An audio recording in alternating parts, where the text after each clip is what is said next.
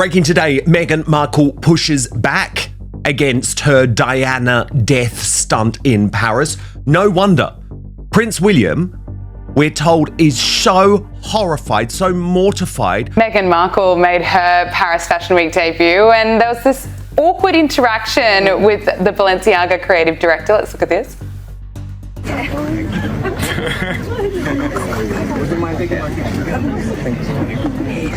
It's so cringe to watch, isn't it? So awkward. This video, designed to mentally torture her husband as she drove near the scene of his mother's death, proves categorically we are dealing with a deeply twisted and troubled individual.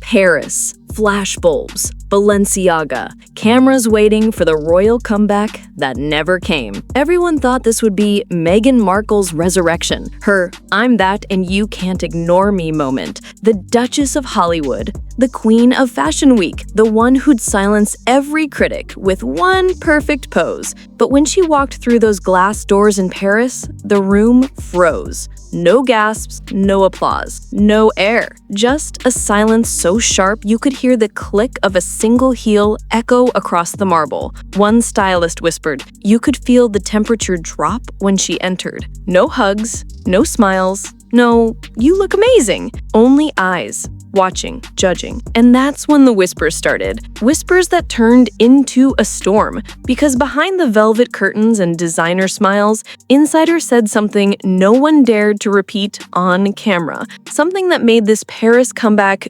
unforgettable for all the wrong reasons. What really went down in Paris? And why are people saying the Duchess didn't just lose her shine, she lost her throne? When I look at Meghan Markle and these videos and pictures from Paris, she seems kind of drugged out. She seems kind of faded, a little bit like this and that. I don't know if she's jet lagged.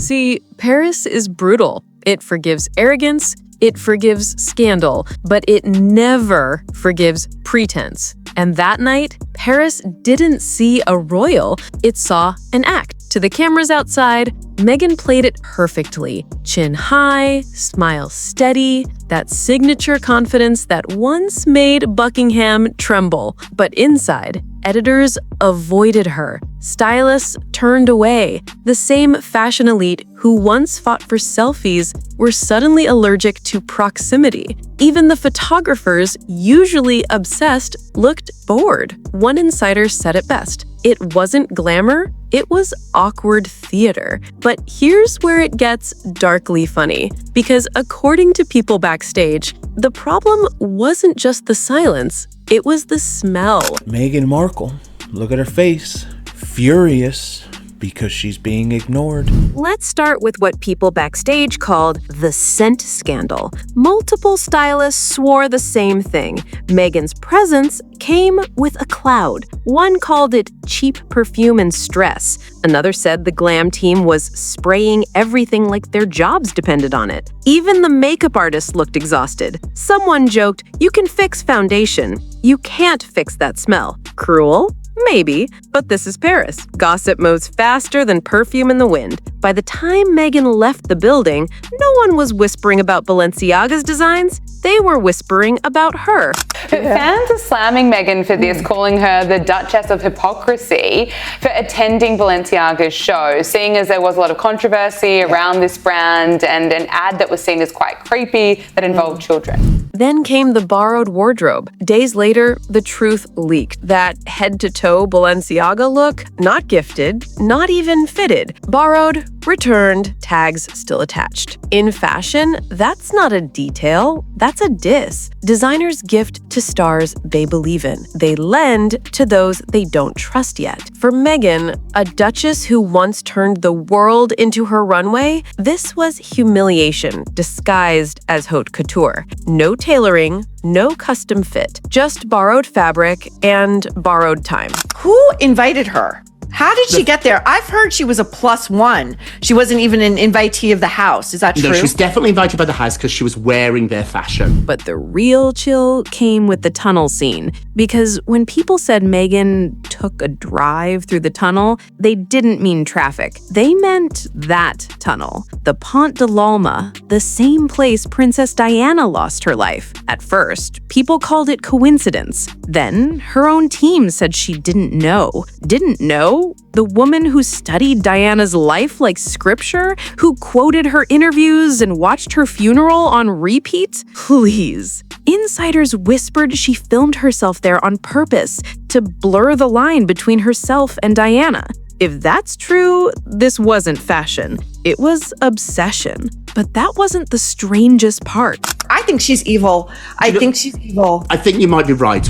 Then social media exploded. Twitter renamed it #TheParisDisaster. TikTok edits split-screen Diana's last photos with Meghan's entrance at Balenciaga. One meme read, "Diana walked in love.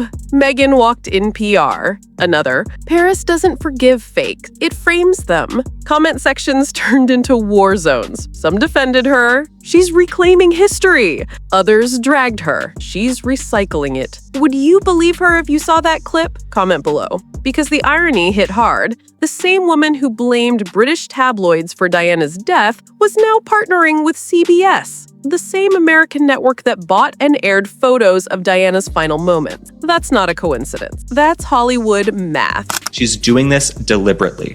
Okay, this is a sociopathic woman, in my opinion. She's probably trying to trigger Harry. But Meghan Markle, she's just really full of crap to be riding around Paris at night with her legs up in the back of a car, knowing your husband's mother famously died in the back of a car without a seatbelt on, allegedly in Paris. And then the whispers turned into walls. Doors closed. Phones stopped ringing. Designers ghosted her. The fashion comeback became a warning shot. Balenciaga didn't roll out red carpets. They rolled up receipts. PR insiders revealed she wasn't invited as a guest of honor. She'd been slotted in last minute through a favor. Think about that. A duchess, once worth millions in PR value, now begging for access. Meanwhile, behind the smiles, her team was spiraling. The Netflix deal had cooled off, Spotify was gone, the podcast empire collapsed, and every brand meeting ended with one quiet phrase. She's not trending the way she used to. Paris didn't just reject Meghan's fashion, it rejected her narrative. Because Paris doesn't reward pretense, it exposes it. And that week, it exposed Meghan completely. To make it even worse, then she makes this face where it's an obvious pouting like a little girl, a 6-year-old. She makes this face because she's being ignored. Let's be honest, this wasn't about a fashion show. It was about identity. For years, Meghan built herself out of borrowed symbols: Diana's compassion, the Queen's poise, Hollywood's shine. But under those lights, every illusion cracked. She once told Oprah she wanted privacy, then called the paparazzi herself. She said she never Googled Harry, yet planned their introduction months in advance. Every contradiction piled higher than her heels that night. And in Paris, the city that worships authenticity, people finally saw the difference between royalty and replica.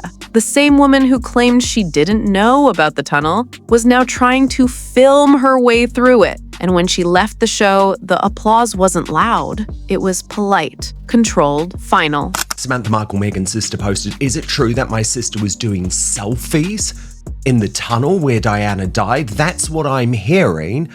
Now, that would be a really sick example of being a disaster tourist. By the time Meghan's car pulled away, Paris had spoken without saying a word. She came to reclaim her throne. She left exposed under the lights because Diana's glow came from love. Meghan's came from strategy. And that's the problem with mirrors. They reflect everything, even the cracks. Maybe she thought Paris would crown her again. Instead, it stripped her bare. The woman who once demanded privacy ended up getting what she feared most: silence. So what do you think? Was Paris cruel or was it karma? Comment your theory below. And if you love your scandals served cold, subscribe because this story is just getting started.